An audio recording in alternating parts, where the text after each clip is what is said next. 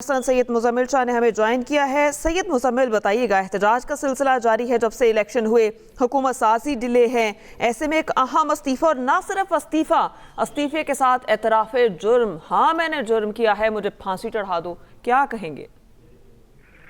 دیکھیں، اس پہ سب سے پہلی بات تو بیوروکریسی پہ جو پریشرز ہوتے ہیں، یہ کوئی نہ نئی خبر ہے نہ نئی بات ہے۔ اس کی وجہ یہ ہے کہ یہ ریپیٹڈلی پولیٹیشنز بھی آ کر دعویٰ کرتے رہے ہیں کہ ہم ڈی پولیٹیسائز کریں گے، غیر سیاسی کریں گے بیوروکریسی کو، لیکن ہو نہیں سکی ابھی تک۔ انفیکٹ جو بھی آتا ہے وہ سیاستدان وہ اپنے ایجنڈاز کی امپلیمنٹیشن کے لیے سب سے پہلے بیوروکریسی کا، پولیس کا رخ کرتا ہے۔ تو یہ بغیر ریفارم کیے آپ یہ ایکسپیکٹ کریں کہ اگر کوئی بیوروکریٹ اے پولیٹیکل ہو جائے گا، تو ایسا نہیں ہے۔ جہاں تک ان کا اسپیسیفک کیس ہے چٹھا صاحب کا، تو سننے میں یہ آ رہا ہے کہ اگلے مہینے ریٹائرمنٹ تھی ان کی ویسے ہی، اور ان کے جو الزامات ہیں اب اس میں بھی اگر ہم فیکچولی دیکھا جائے تو ڈائریکٹلی الیکشن کا رزلٹ بدلنا وہ کمشنر بذات خود تو نہیں کر سکتا۔ اس کی وجہ یہ ہے کہ آر اوز اور ڈی آر اوز کے ہاتھ میں ہر چیز ہے، اور اگر وہ اس میں ڈی سیز تعینات کیے گئے تھے اس بار، تو ڈائریکٹلی تو یہ آر او نہیں تھے۔ تو اس میں میرا خیال ہے کہ انویسٹیگیشن ہونی چاہیے، بہت سیریس کلیم ہے۔ اس کی وجہ یہ ہے کہ اگر وہ کھڑا ہو کے ایک انسان یہ کہہ رہا ہے میڈیا کے سامنے کہ میں سوسائڈل ہوں، اور میں نے آج صبح بھی ایک اٹمپٹ کی ہے، تو پریشر تو وہ کہہ رہا ہے کہ کافی ہے، لیکن جب باہر آ کر میڈیا سے گفتگو انہوں نے کی ہے، شاید وہ نظر سے گزری ہو، تو اس میں یہ ہے کہ وہ تو چیف الیکشن کمشنر پہ اور عدلیہ کے اوپر بھی الزام لگا رہے ہیں۔ تو اب اگر انہوں نے سب کو ہی فریق بنا لیا ہے، تو پھر میرا خیال ہے کہ یہ عدلیہ کے اوپر بھی رسپانسبلٹی آتی ہے کہ وہ انویسٹیگیٹ کرے اس کو، کیونکہ اگر ایک آپ کی جو وفاقی دارالحکومت کا ایک کمشنر کھڑا ہو کر میڈیا کے سامنے یہ بتا رہا ہے کہ اس میں تمام جو جنہوں نے الیکشن کروانا تھا وہ بھی ملوث ہیں، عدلیہ بھی ملوث ہے، الیکشن کمشنر بھی ملوث ہے، تو پھر اب ایک شخص کی بات کو کتنا زیادہ ویٹیج دے سکتے ہیں؟ اس پر تو انویسٹیگیشن بالکل ہونی چاہیے۔ جہاں تک بیوروکریسی کے پریشر کی بات ہے، وہ اس میں وہ کام کرتے رہے ہیں، پہلے بھی متعدد افسران اس طرح کے رہے ہیں جو انڈر پریشر کام کرنا پڑتا ہے ان کو۔ پاکستان کے اندر بڑی ڈیزائربل جاب ہوتی ہے کہ ہر اسٹوڈنٹ یہ چاہتا ہے کہ وہ سی ایس وی افسر بن جائے، لیکن جو صورتحال ہے بیوروکریسی کی، انٹرنل رفٹ اتنی زیادہ ہے کہ ہم نے دیکھا کہ تحریک انصاف کی حکومت میں جو سارے بیوروکریٹ شہباز شریف صاحب کے قریب تھے، نون لیگ کی ٹیم کا حصہ تھے، ان کو جیلوں میں ڈال دیا۔ بعد میں جب ان کی گورنمنٹ گئی، پی ٹی آئی والے خود جیل میں گئے، تو وہی افسران باہر آ کر نگران حکومت میں وزارتیں لے رہے تھے۔ تو یہ جو ایک دوسرے کو انتقام کا نشانہ بنانا ہوتا ہے سیاستدانوں نے، اس کے اندر بیوروکریسی بھی آ جاتی ہے، اور میرا نہیں خیال کہ سسٹم میں کوئی بیوروکریٹ بننا بھی چاہے گا۔ اس کی وجہ یہ ہے کہ اتنا سیاسی انتقام، اتنا پریشر، اتنی انٹیلیجنس کہ اس میں ہر کوئی اس سے دور بھاگتا ہوا ہی دکھائی دے رہا ہے، اقتدار سے بھی بیوروکریسی سے بھی۔ وزارت عظمیٰ کی کرسی خالی ہے اور کوئی بننے کو تیار نہیں ہے۔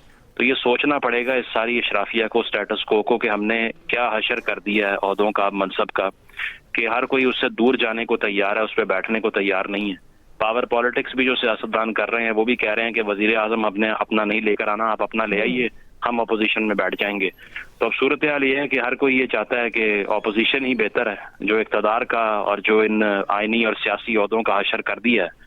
اتنے ڈی ویلیو ہو چکے ہیں کہ ہر کسی کو معلوم ہے کہ اس کو جو ہے وہ اٹین کرنا بھی کچھ بھی بہتر نہیں کر سکتا۔ پرابلمز اتنے سیریس ہو چکے ہیں کہ چاہے وہ بیوروکریٹک ریفارم ہو، چاہے وہ پولیس ریفارم ہو، چاہے پولیٹیکل ریفارم ہو، پارلیمانی ریفارمز ہو، وہ آغاز بھی نہیں اس کا ہو رہا، تو وہ مکمل ہونا دور کی بات ہے۔ تو کمشنر صاحب کا جو یہ بیان ہے، یہ پوری عدلیہ کو اکیوز کر رہا ہے، الیکشن کے پورے نظام کو اکیوز کر رہا ہے۔ حالانکہ ڈائریکٹلی دوبارہ میں یہ کہوں گا کہ رزلٹ بدلنا ان کے اختیار میں نہیں آتا۔ اس کی وجہ یہ ہے کہ وہ صرف آر او کی جو ہے وہ کنسٹیچوئنسی ہے، ایک لحاظ سے اس کی جورسڈکشن ہے، ان کی نہیں ہے۔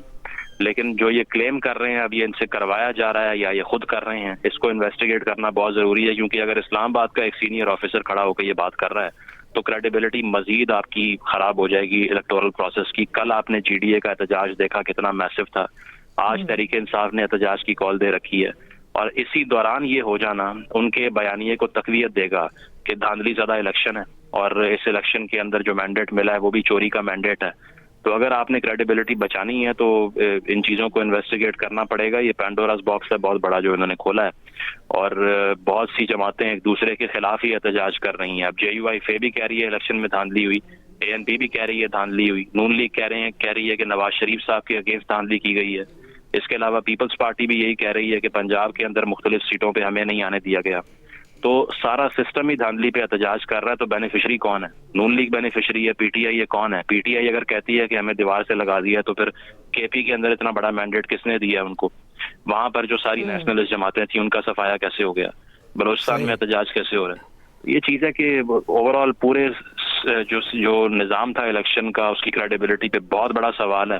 اور یہ اسی کڑی کا ایک اور ہم نے دیکھ لیا. اس کا جواب کون دے گا یہ بہت امپورٹنٹ ہے. عامر الیاس رانا صاحب، یہ جو تمام ایکوزیشنز ہیں اس کے جوابات ہمیں کہاں سے ملیں گے؟ سپریم کورٹ آف پاکستان میں جو سماعت ہوگی جس میں یہ استدعا کی گئی ہے کہ 8 فروری کے انتخابات کو مسترد کر دیا جائے، کیا عدالت عظمیٰ ہی اب اس سلسلے میں جواب دے گی؟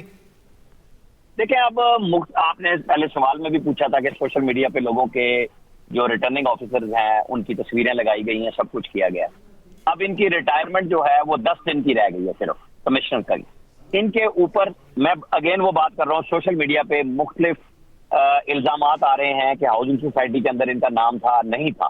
لیکن چونکہ ایک بہت بڑا الزام لگایا ہے، انہوں نے چیف جسٹس آف پاکستان کو بھی متون کر دیا ہے، چیف الیکشن کمیشنر سے کہا ہے، ان کا نام لیا ہے کہ یہ سب دھاندلی میں ملوث ہیں. تو یہ بات اب ٹھنڈے پیٹوں جسے کہتے ہیں نا برداشت نہیں ہوگی، یہ نہ دبائی جا سکتی ہے. اس میں اوپن بات کرنی پڑے گی کہ جی کہ کس کے کہنے پہ کی، کیونکہ جو میں پہلے آپ نے پوچھا تھا، کیونکہ R Os, D R Os, presiding officer سب اپنی جگہ پہ انڈیپینڈنٹ کام کر رہے تھے. انہوں نے فارم 45 پریزائڈنگ آفیسر نے دیے، فارم 47 ریٹرننگ افسران نے ایشو کیے ہیں، اور ڈسٹرکٹ ریٹرننگ افسر ان کے اوپر ہوتا ہے. کمشنر کا کام انتظامی طور پہ سنبھالنا تھا سارے ڈویژن کو، صرف راولپنڈی ضلع کو نہیں، پورے ڈویژن کو. اب یہ چیز چیک کرنی ہوگی کہ ایسا کیا کام ہوا ہے کہ یہ 10 دن کے بعد بولے ہیں. بالکل ٹھیک بات ہے، لوگ بتاتے ہیں پوری دنیا میں ایسا کام ہوتا ہے، کوئی پاکستان میں انوکھا نہیں ہو رہا. ہمارے یہاں لوگ چھپائے جاتے ہیں، انہوں نے بولا ہے. اب یہ انویسٹیگیشن بنتی ہے پراپر سارو کہ جی کس کس حلقے کا، وہ 13 کا نام لے رہے ہیں کہ میں نے 13 رزلٹ بدلے. بالکل ٹھیک بات ہے، ان سب کو 13 کے 13 کو چیک کیا جائے گا. انہوں نے جن لوگوں کا نام لیا ہے کہ میں نے پریشر ڈالا تھا، وہ کیا جواب میں کہہ رہے ہیں کہ واقعی انہوں نے ان کے کہنے پہ دھاندلی کی ہے. انہوں نے الزام لگا دیا ریٹائرمنٹ میں 10 دن باقی تھے، اس کی بات نہیں کی. کیا ایسا ایشو ہوا ہے جو سب چیزیں انتظامی طور پہ؟ میں نے مونس الہی صاحب کا بھی ابھی ٹویٹ دیکھا ہے، وہ کہہ رہے ہیں کہ پہلے میں ان کو حمزہ شہباز کے قریب سمجھتا تھا، پھر میری صلح کرائی گئی میرے والد کے وزارت اعلیٰ کے دور میں، اور یہ ایک اچھے افسر تھے اور ہم نے ان کو دوبارہ لگایا تھا. اب یہ دونوں تینوں چیزیں آ رہی ہیں سامنے، لیکن یہ سب چیزیں انویسٹیگیشن کی طرف جائیں گے کہ chief election commissioner, chief justice of Pakistan کو انہوں نے بائی نیم ایکیوز کیا ہے، تو جواب تو ان کی طرف سے بھی آئے گا، اور انہیں اصل میں ثابت کرنا پڑے گا کہ میں نے یہ الزام جو لگایا ہے.